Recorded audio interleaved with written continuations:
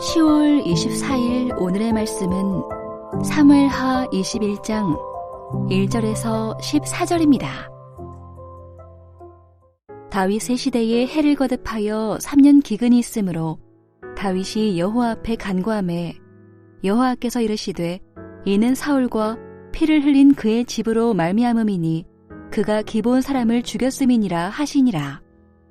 기브온 사람은 이스라엘 족속이 아니요 그들은 아모리 사람 중에서 남은 자라. 이스라엘 족속들이 전에 그들에게 맹세하였거늘 사울이 이스라엘과 유다 족속을 위하여 열심히 있으므로 그들을 죽이고자 하였더라. 이에 왕이 기브온 사람을 불러 그들에게 물으니라. 다윗이 그들에게 묻되 내가 너희를 위하여 어떻게 하랴? 내가 어떻게 속죄하여야 너희가 여호와의 기업을 위하여 복을 빌겠느냐 하니 기브온 사람이 그에게 대답하되 사울과 그의 집과 우리 사이의 문제는 은금에 있지 아니하오며 이스라엘 가운데에서 사람을 죽이는 문제도 우리에게 있지 아니하니이다 하니라. 왕이 이르되 너희가 말하는 대로 시행하리라. 그들이 왕께 아뢰되 우리를 학살하였고 또 우리를 멸하여 이스라엘 영토 내에 머물지 못하게 하려고 모해한 사람의 자손 7사람을 우리에게 내주소서. 여호와께서 택하신 사울의 고을 기브아에서 우리가 그들을 여호와 앞에서 목매어 달겠나이다 하니 왕이 이르되 내가 내주리라 하니라. 그러나 다윗과 사울의 아들 요나단 사이에 서로 여호와를 두고 맹세한 것이 있으므로 왕이 사울의 손자 요나단의 아들 무비보셋은 아끼고 왕이 이에 아야의 딸 리스바에게서 난 자 곧 사울의 두 아들 알모니와 무비보셋과 사울의 딸 메랍에게서 난 자 곧 무홀라 사람 바르실레의 아들 아드리엘의 5 아들을 붙잡아 그들을 기브온 사람의 손에 넘기니 기브온 사람이 그들을 산 위에서 여호와 앞에 목매어 달매 그들 7사람이 동시에 죽으니 죽은 때는 곡식 베는 첫날 곧 보리를 베기 시작하는 때더라. 아야의 딸 리스바가 굵은 배를 가져다가 자기를 위하여 바위 위에 펴고 곡식 베기 시작할 때부터 하늘에서 비가 시체에 쏟아지기까지 그 시체에 낮에는 공중의 새가 앉지 못하게 하고 밤에는 들짐승이 범하지 못하게 한지라. 이에 아야의 딸 사울의 첩 리스바가 행한 일이 다윗에게 알려지매 다윗이 가서 사울의 뼈와 그의 아들 요나단의 뼈를 길르한 야베스 사람에게서 가져가니 이는 전에 블레셋 사람들이 사울을 길보아에서 죽여 블레셋 사람들이 벳산거리에 매단 것을 그들이 가만히 가져온 것이라. 다윗이 그곳에서 사울의 뼈와 그의 아들 요나단의 뼈를 가지고 올라오매 사람들이 그 달려 죽은 자들의 뼈를 거두어다가 사울과 그의 아들 요나단의 뼈와 함께 베냐민 땅 셀라에서 그의 아버지 기스의 묘에 장사하되 모두 왕의 명령을 따라 행하니라. 그 후에야 하나님이 그 땅을 위한 기도를 들으시니라. 한 주간을 또 새롭게 시작하는 월요일 아침입니다. 이 아침에도 주의 말씀과 함께 춤차게 출발하신 여러분들 주의 이름으로 사랑하고 축복합니다. 여러분 평생토록 하나님의 뜻에 순종하여 모든 일에 언약을 신실하게 지키고 또 사람들의 억울한 가슴을 풀어줌으로써 자신의 당대뿐 아니라 후대에 이르기까지 축복을 누리고 축복을 끼치는 그러한 복된 삶을 살아가시기를 주님의 이름으로 축복합니다. 여러분, 방금 드린 이 말씀처럼, 이 축복처럼 여러분의 삶이 여러분 자신의 당대뿐 아니라 후대에까지도 영향을 미치는 그런 삶이라는 사실을 우리가 기억한다면 정말로 진정으로 이 당대에도 우리가 복을 누릴 뿐 아니라 우리의 후손들까지도 복을 누리는 그런 아름다운 삶을 살아야 하지 않겠습니까? 어떻게 하면 그런 삶을 살아갈 수가 있을까요? 오늘 저는 말씀을 통하여 그 해답을 함께 찾아보려고 합니다. 오늘 우리가 읽은 사무엘하 21장은 이제 사무엘하의 전체적인 역사의 큰 스토리가 마무리되고 그 뒤에 있는 몇 가지 에필로그와 같은 그런 스토리로 이제 이루어져 있습니다. 권말부록이라고나 할까요? 지금 다윗의 통치 초기인지 후기인지 정확히 모르지만 시간 순에 따라 배열된 것이 아니고 몇 가지 우리에게 던져주고자 하는 중요한 시사점들을 우리에게 지금 부록으로 알려주고 있다라고 이해하시는 것이 좋겠습니다. 오늘 본문은 사울 왕으로부터 비롯된 그런 잘못된 부정적인 레슨, 반면 교사와 함께 또 다윗으로부터 우리가 얻을 수 있는 긍정적인 레슨, 이 두 가지를 서로 대조하면서 하나님의 말씀을 배우고 그 말씀을 통하여 우리가 어떻게 하면 당대에도 축복이 되는 삶을 살 뿐 아니라 후대에 이르기까지 축복의 영향력을 끼칠 수 있을지 함께 생각해 보기를 원합니다. 오늘 본문에 보면 지금 이스라엘에 큰 문제가 닥쳤습니다. 그 문제가 무엇입니까? 3년간이나 이스라엘 땅이 기근으로 고통을 당하게 된 것입니다. 3년간 여러분 우리 코로나로 약 3년 가까이 고통당하지 않았습니까? 그러나 과거 농경 시대의 기근이라고 하면 지금 이런 코로나 시대와 상상할 수 없을 만큼 심각한 육체적인 또 경제적인 사회적인 그런 문제를 발생시킨 국가적인 심각한 문제가 아닐 수가 없습니다. 다윗은 왕으로서 이 문제에 대하여 어떻게 해결할까 고민이 될 때 그는 오늘 본문에 보니까 여호와 앞에 간구하여 여호와 앞에 엎드려 이 문제에 대하여 하나님께 도움을 청합니다. 여러분 우리가 가진 모든 문제에 대하여 우리의 노력을 다하여 해결하는 것도 중요하지만 그러나 첫 번째 주님 앞에 나와 그 문제에 대하여 여쭙고 간구하고 주님의 도우심을 구하는 하나님의 사람 되시기를 바랍니다. 자, 다윗은 이렇게 하나님께 엎드려 간구하였더니 하나님께서 이렇게 이스라엘이 긴 시간 동안 고통당하였던 원인에 대하여 드디어 다윗에게 말씀하여 주십니다. 그 원인은 무엇이냐? 바로 과거로 한참 거슬러 올라가서 사울 왕 시절에 있었던 그 사건으로부터 이 모든 영향력이 이어져 오게 되었다는 것을 말씀하여 주십니다. 사울의 죄. 사울이 더 옛날 과거의 여호수아가 기브온 백성과 맺었던 그 언약을 깨뜨리고 기브온 사람들을 학살하고 죽인 그 피에 대한 결과로 지금 이 모든 문제가 비롯되었다고 말씀하시는 것입니다. 비록 초창기 여호수아가 가나안 정복 시절에 성급하게 그의 부주의한 그런 판단 때문에 기브온 백성에게 속아서 지금 맺은 언약이었지만 그럼에도 불구하고 하나님은 하나님의 백성이 하나님의 이름으로 누군가와 맺은 약속에 대하여 신실하게 책임을 지고 끝까지 약속을 지키는 그런 사람이 되기를 바라셨던 것입니다. 그러나 사울은 그 약속을 헌신짝처럼 버리고 그들을 무자비하게 학살하여 버린 그 결과, 지금 그 결과 피해 대가로 이 일이 벌어졌다는 것입니다.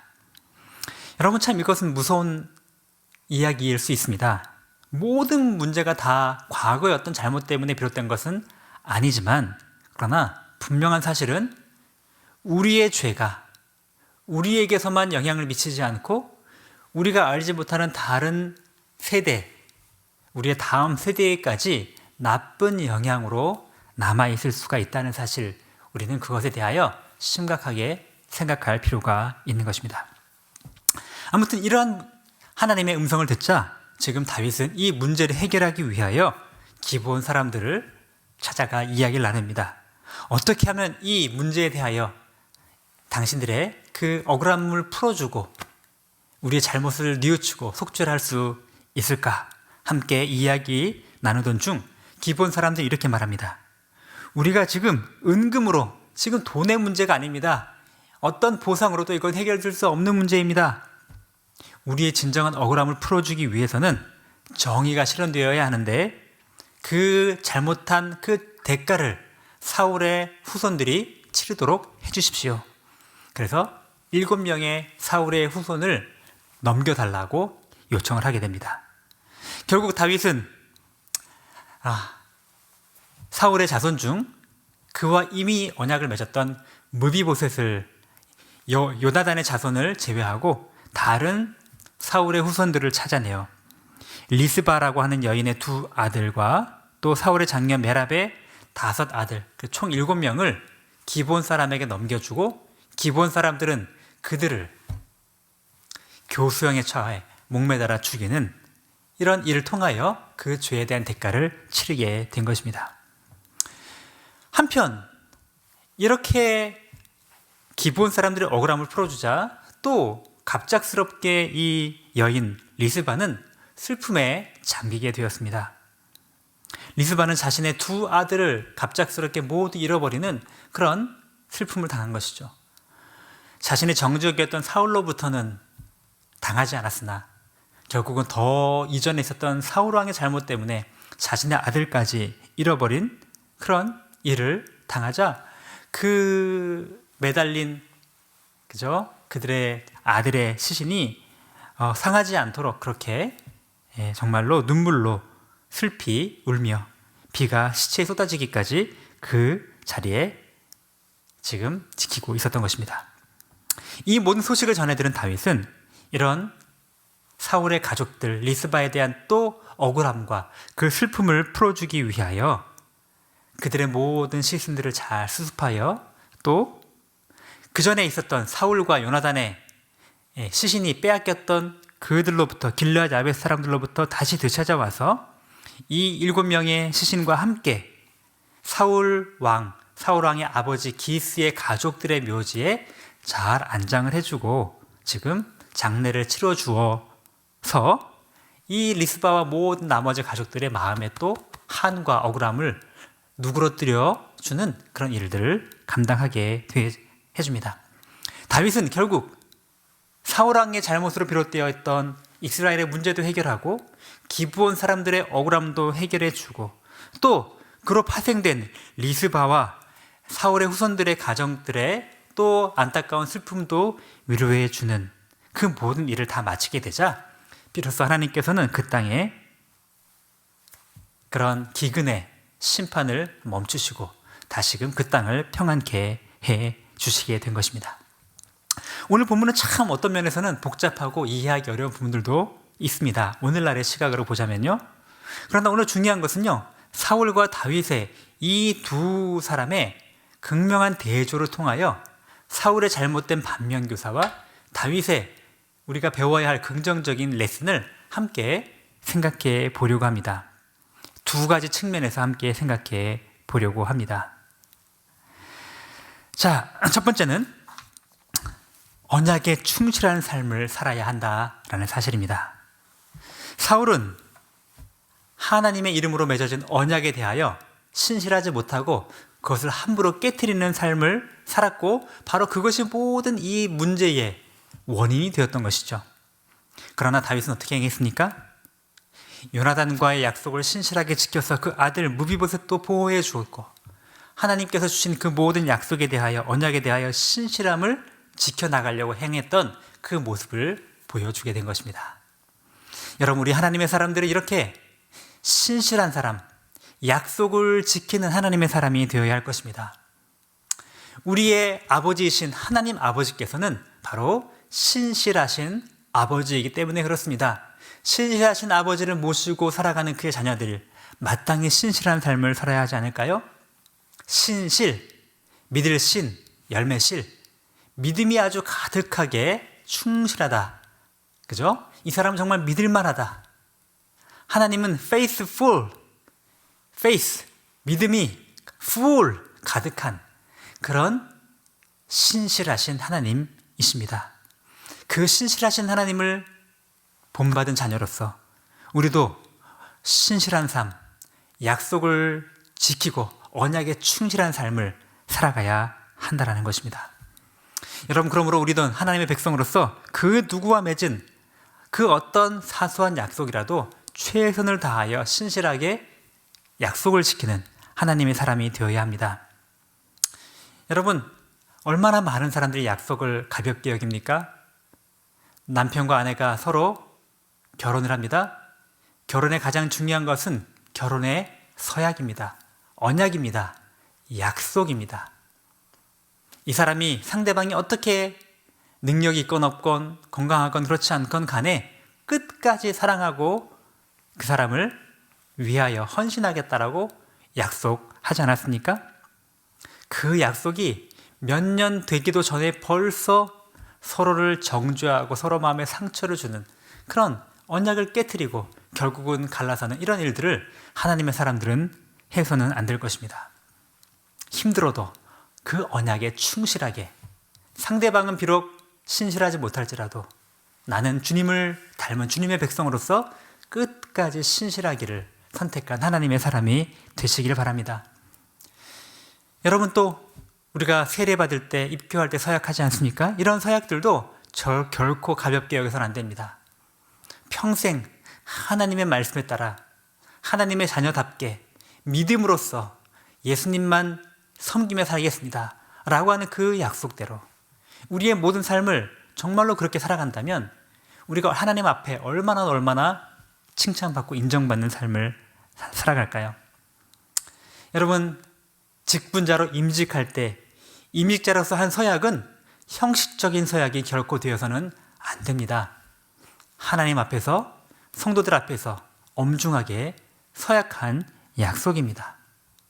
하나님의 교회를 사랑하고 하나님이 세우신 지도자를 잘 서포트하는 메인스테이가 되고 성도들에게 모델이 되어주고 그렇게 하나님을 섬기는 그런 사람이 되겠노라고 약속하신 그 약속을 부족할지라도 최선을 다하여 지키며 힘써 예배의 현장에 나오고 또 기도의 자리로 나아가고 섬김의 자리로 나아가는 하나님의 사람이 되어야 할 것입니다. 그러니까 약속 지키는 게 어렵네. 그럴 바에 아예 약속도 하지 말고 아예 아무런 서약도 하지 말고 그냥 내가 편하게 살아야 되겠다. 여러분, 결코 그렇게 유치한 생각을 품지 마시기 바랍니다.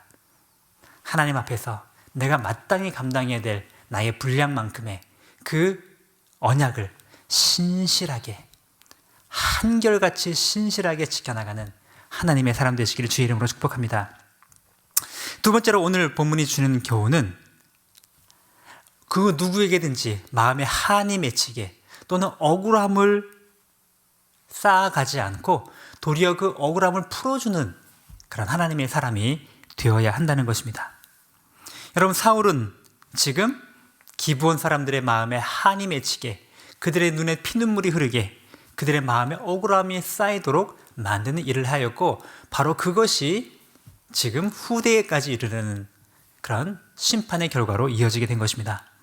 그러나 다윗은 반대로 그 누구든지 그 한을 풀어주고 억울함을 풀어주고 그죠? 그 마음을 누그러뜨려주는 그런 삶을 살아가게 된 것입니다. 여러분, 우리도 마찬가지입니다. 언제 어느 누구에게든지 피눈물 맺히게 하는 그런 삶을 살아서는 결코 안 될 것입니다.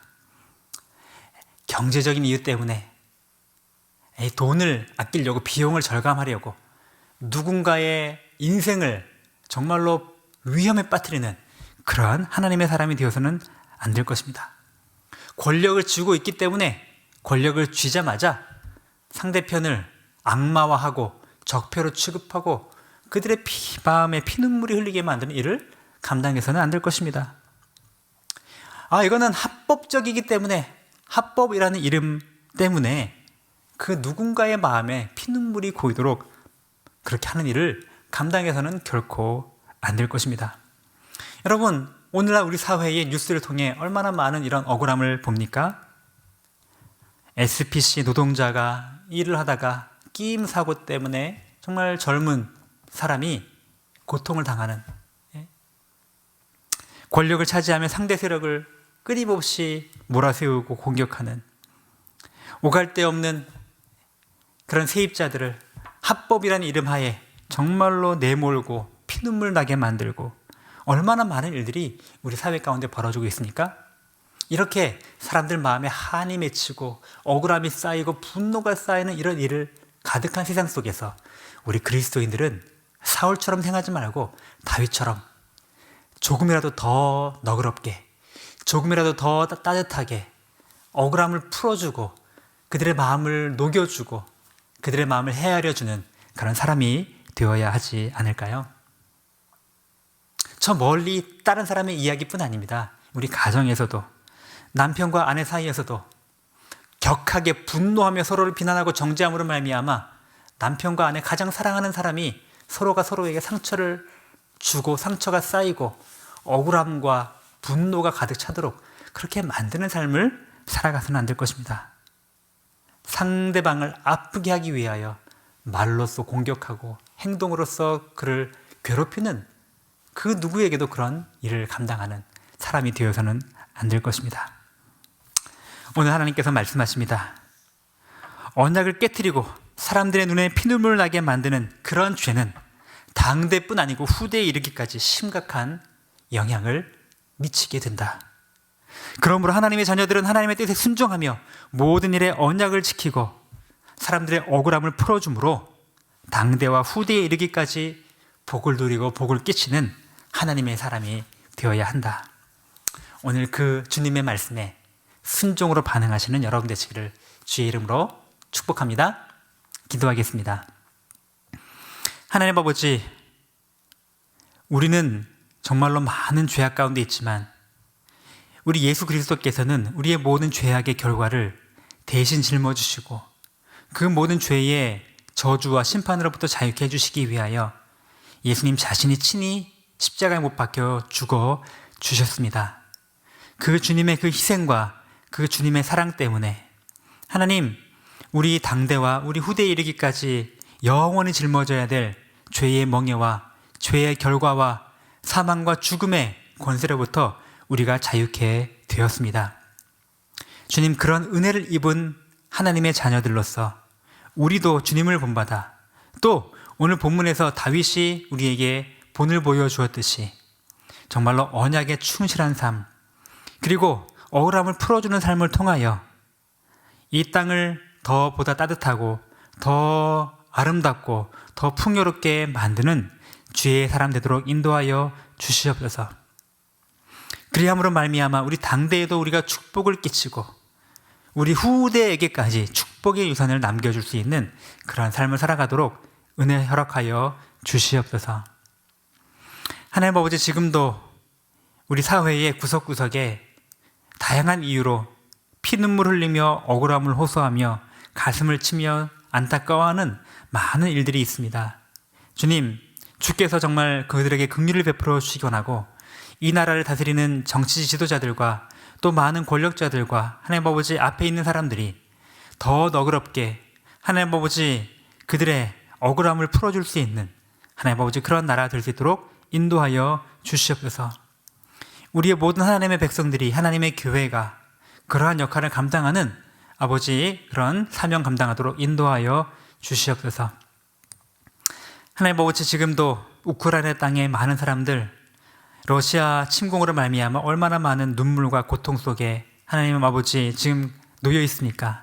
하나님, 그들의 억울함과 그들의 고통과 하나님 아버지 그들의 하나님 아버지 안타까움도 주께서 해결하여 주시고 하나님의 공의가 실현될 수 있는 날이 속히 오도록 주께서 인도하여 주시옵소서. 하나님 아버지, 고통 중에 있는 우리 신보영 원사님을 위해 기도합니다. 하나님 아버지, 그 연약함 주께서 정말 붙잡아 주시기 원하고 모든 치료 과정에 주께서 함께하여 주시기 원하며 이제 오늘부터 시작될 방사선 치료가 하나님 아버지 정말 10배, 100배의 효과를 나타낼 수 있도록 주께서 특별하게 긍휼을 베풀어 주시옵소서. 함께 그 아픔에 동참하며 금식하며 기도하는 우리 성도들을 붙잡아 주시기 원하고 아버지, 그 기도를 하나님이 응답하시는 것들을 함께 경험할 수 있게 되도록 인도하여 주시옵소서. 고통 속에 있는 또 다른 많은 우리 성도님들, 또 많은 우리가 알지 못하는 아픔 속에 있는 가정들이 있습니다. 하나님께서 찾아와 주시고 하나님의 긍휼과 은혜로 인도하여 주시옵소서. 감사드리며 예수님의 이름으로 기도드립니다. 아멘. 하늘에 계신 우리 아버지여, 이름이 거룩히 여김을 받으시오며 나라가 임하시오며 뜻이 하늘에서 이루어진 것 같이 땅에서도 이루어지이다. 오늘 우리에게 일용할 양식을 주시옵고 우리가 우리에게 죄 지은 자를 사하여 준 것 같이 우리 죄를 사하여 주시옵고 우리를 시험에 들게 하지 마시옵고 다만 악에서 구하시옵소서. 나라와 권세와 영광이 아버지께 영원히 있사옵나이다. 아멘.